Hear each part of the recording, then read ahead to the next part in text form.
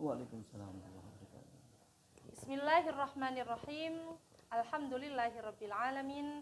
Wassalatu wassalamu ala asyrafil anbiya'i wal mursalin sayyidina wa maulana Muhammadin wa ala alihi wa sahbihi ajma'in, amma ba'du. Pemirsa, berjumpa lagi bersama saya Dewi Fitria Mahmud dalam acara Tetap Oase Ramadan Program Syiar Penyuluh Agama Islam Kabupaten Pasuruan. Pemirsa, sore kali ini kita mengangkat tema tentang Ramadan sebagai pusat pembinaan keluarga milenial. Perkembangan zaman telah membawa banyak begitu perubahan, khususnya kepada generasi muslim milenial. Oleh karenanya, sore hari ini kita mengangkat tentang Ramadan sebagai pusat pembinaan keluarga milenial. Narasumber kita kali ini yang telah datang yaitu Ustadz Haji Ahmad Sahrandi. Beliau adalah penyuluh agama Islam Kabupaten Pasuruan, sekaligus beliau sebagai dosen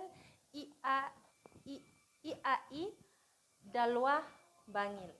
Mari kita sapa narasumber kita. Assalamualaikum Ustadz. Waalaikumsalam warahmatullahi wabarakatuh. Sehat Ustadz ya? Alhamdulillah. Sudah vaksin Ustadz ya?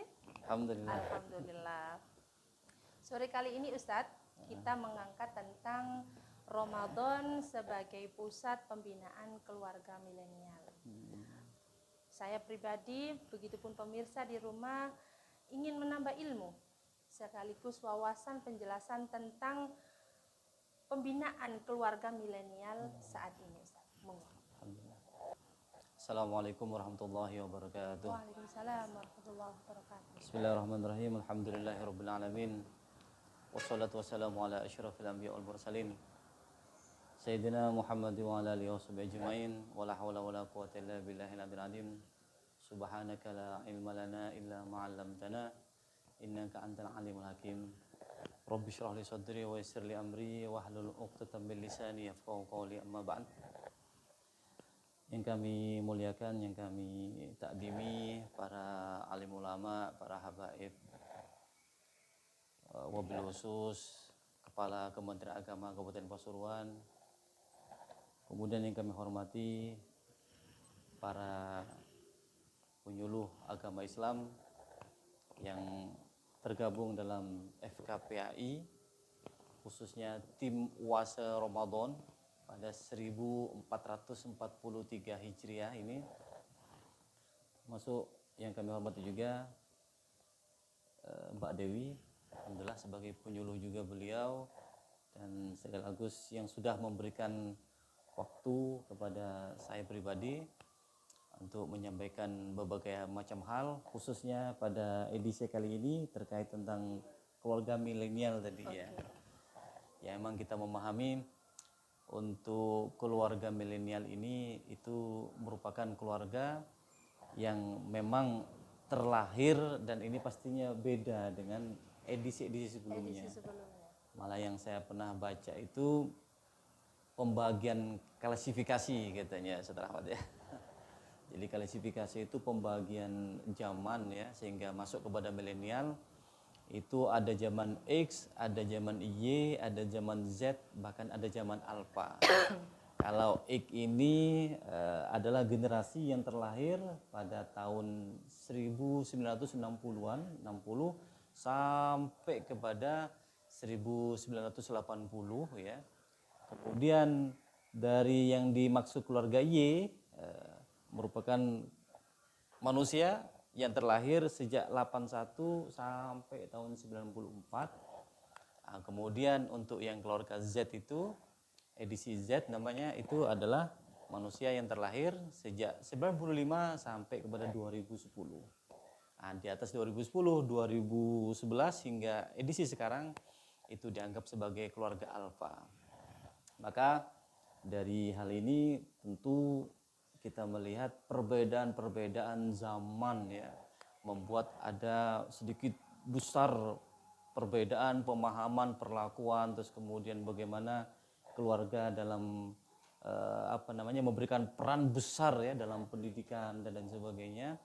Kalau keluarga X itu kita kenal dengan istilahnya keluarga jadul. Nah, jadi jadul itu maksudnya ya kita paham lah bagaimana kakek kita, buyut kita dulu tidak ada istilahnya menentang. Bahkan guru ngaji pun kalau misalkan ada santrinya ya yang nakal dicubit itu malah oleh orang tuanya didukung gitu lah. Beda dengan sekarang. Kalau sekarang sedikit misalkan ada gurunya mendidiknya mungkin sampai ada kekerasan fisik walaupun sedikit berupa cubitan, itu hanya sampai dilaporkan, dianggap sebagai pelanggaran hak asasi manusia dan sebagainya. Karena memang kita memahami ya inilah perbedaan yang kita mau tidak mau harus mengikuti era ini. Makanya yang paling berat yang dimaksud dengan keluarga milenial ini adalah bagaimana kita harus bisa berperan serta aktif dalam menghadapi berbagai macam moral, kemudian etika, karakter yang tentu sangat jauh berbeda dengan edisi X yang sebelumnya tadi. Karena pada edisi Y ini teknologi itu sudah sangat berkembang pesat. Ya, saya pun mengalami bagaimana dulu pada 2000 masih di tahun 2000-an ke bawah ya kita taunya hanya telepon yang ada di rumah, itu pun seandainya telepon pun itu berat dan karena biayanya juga besar. Tapi sekarang sejak 2000 ke atas itu kemudian itulah bagaimana kita melihat ada teknologi telepon seluler yang semakin mudah, terus kemudian kita gampang sekali dengan harga-harga pulsa paket internet yang sangat mudah juga kita belinya dan dapatkan. Maka ini membuat mereka semakin mudah untuk mengakses apapun aplikasi yang ada di dalam media sosial. Maka oleh sebab itu yang menjadi tantangan bagi kita sekarang ini adalah bagaimana kita untuk bisa memberikan peran serta aktif khususnya kita sebagai penyuluh ya untuk edisi Y ini, edisi milenial 80 ya, milenial 81 sampai 94 sampai kepada 2010 ini ya, termasuk Z juga diantaranya, apalagi yang alpha. Ini tentu harus lebih proaktif. Nah, karena kita melihat sekarang teknologi itu sudah ada di tangan. Jadi kalau kita menyampaikan misalkan pidato di televisi atau kemudian di radio itu sepertinya akan sulit orang akan bisa menyimak atau mendengarkan atau bisa menyaksikan. Tapi ketika kita misalkan share ada medsos seperti WA, YouTube, terus kemudian IG, TikTok apalagi sekarang ini, itu adalah kesempatan besar kita bagaimana kita memberikan arahan-arahan pendidikan yang bisa membangun mereka untuk tidak sampai masuk kepada pola asuhan atau pola pergaulan yang keliru. Karena kita melihat juga ya bagaimana juga sekarang akses apa yang tidak bisa kita dapatkan ya dari media sosial. Karena dengan satu HP ini HP sudah menggantikan peranan semuanya. Dulu kita melihat ada surat pos ya, luar biasa boomingnya dulu, tapi sekarang sudah tidak karena sudah diwakili. Bahkan kalkulator, apapun semua sudah cukup. Bahkan pengiriman media pun tidak pakai email, tapi melalui WhatsApp juga luar biasa. Maka dengan adanya penyiaran tayangan akses bebas yang mudah dinikmati oleh para generasi muda, maka kita sebagai orang yang terlahir pada edisi Y ya, ini harus berperan peserta aktif.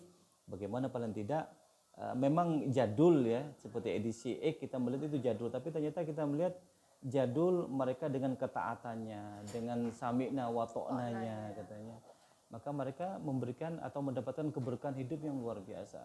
Karena kita melihat orang yang hidup dulu ketika dia taat kepada orang tuanya, kamu menikah sama ini misalkan ya, seperti saya punya keluarga rata-rata di rumah saya di Sumeneb itu yang menikah dengan sepupuan juga banyak.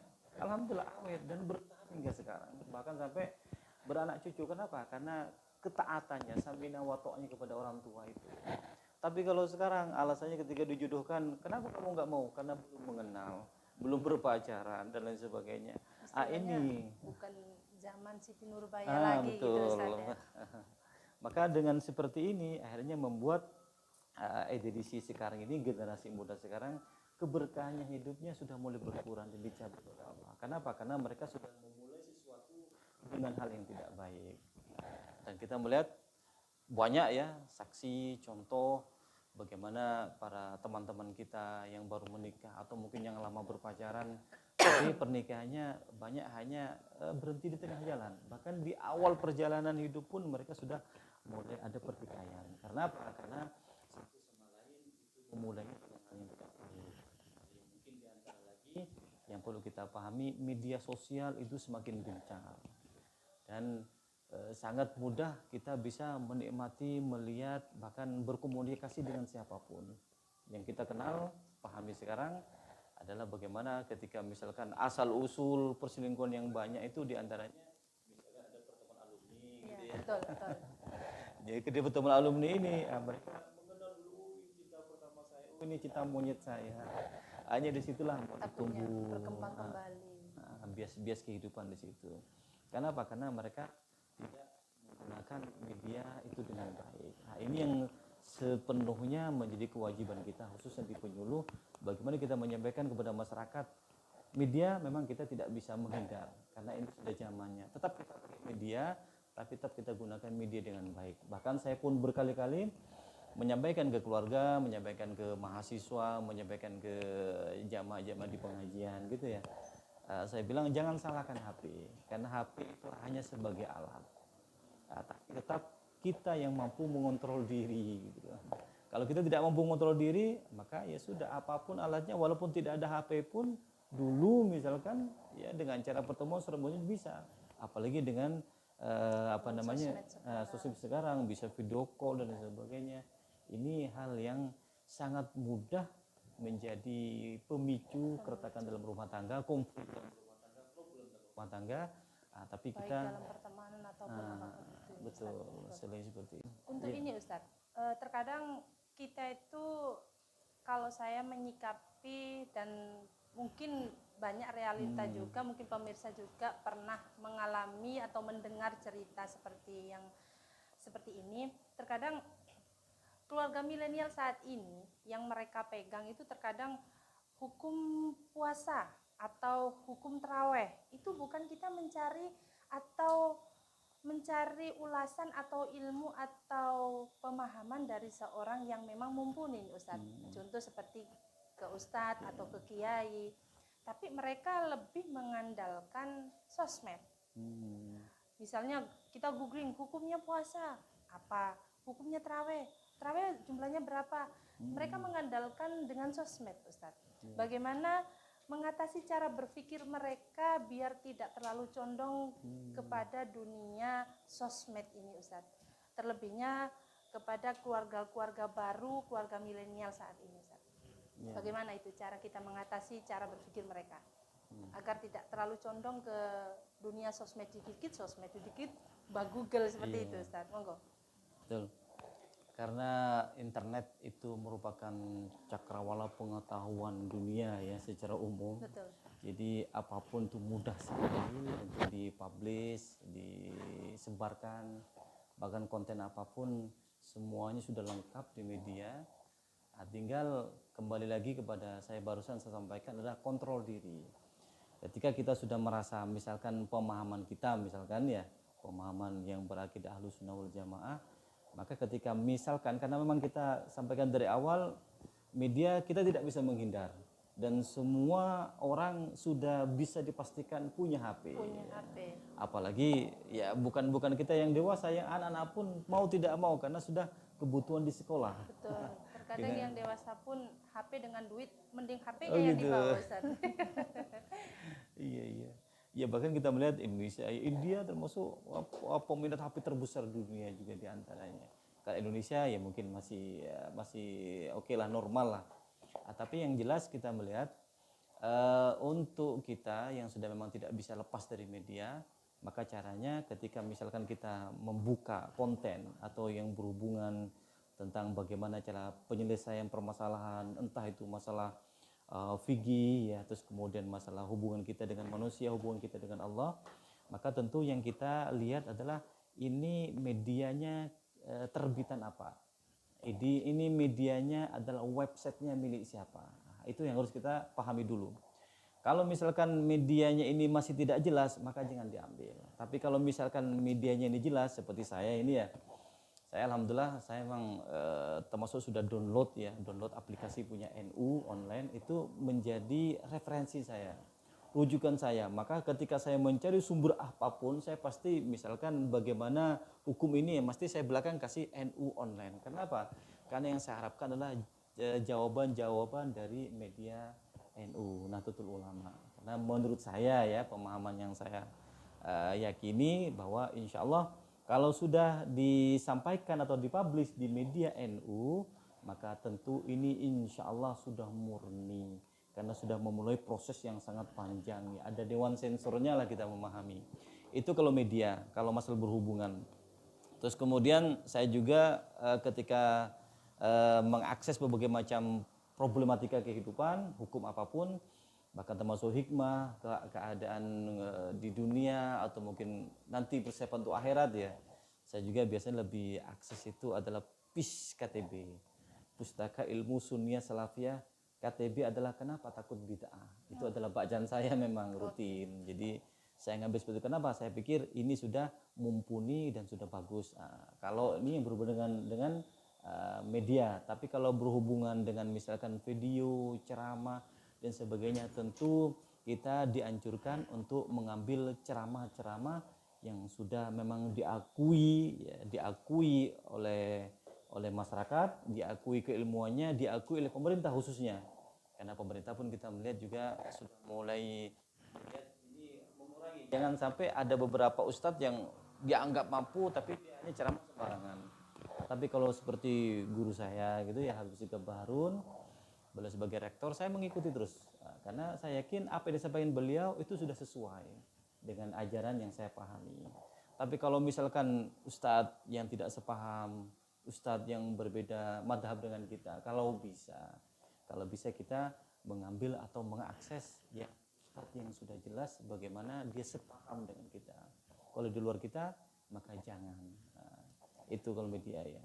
Terkadang jangankan yang sudah berkeluarga, yang baru berkeluarga seperti keluarga milenial sekarang, terkadang pun kayak masih SMP, SMA, bahkan kuliah pun Ustadz, mereka itu mencari hukum tanpa, ya karena itu mungkin dari rasa malas atau apa, mereka itu mending Google yang mereka kedepankan daripada kita membaca buku.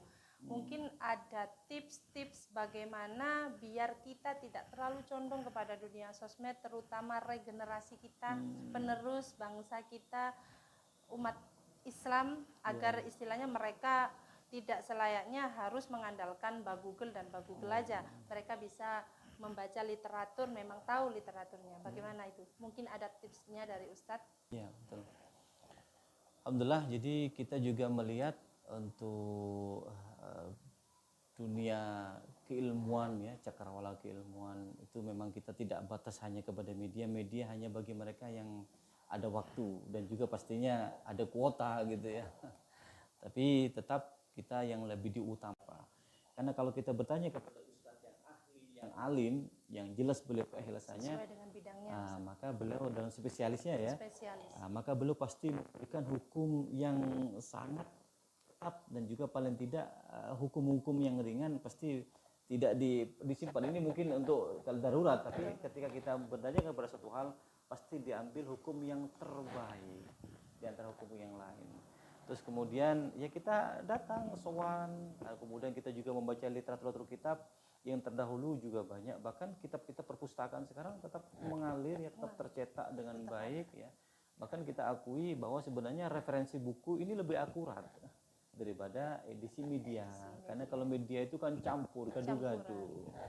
Ya, maka saya katakan lagi, untuk mengambil pemahaman misalkan di media, maka jangan sembarangan, karena sebab sekarang banyak hukum meringankan. Misalkan hukum pacaran boleh nggak? Boleh. Ternyata ini dari pemahaman ini, dari mazhab ini gitu loh, yang tidak jelas. Itu tidak perlu dipakai, karena kalau pemahaman kita pacaran gaya apapun ya tetap tidak diperkenankan gitu loh. Baik, terima kasih Ustaz. Baik pemirsa, 30 menit sudah saya mendampingi Anda pada sore hari ini. Kesimpulan dari tema pada sore kali ini yaitu kita mampu bisa membedakan ketika kita memakai sosmed, apakah itu manfaat atau mudarat. Apabila kita ingin menuntaskan masalah yang kita hadapi, kita cari spesialis atau pakar hukum yang mampu menyelesaikan permasalahan yang kita hadapi.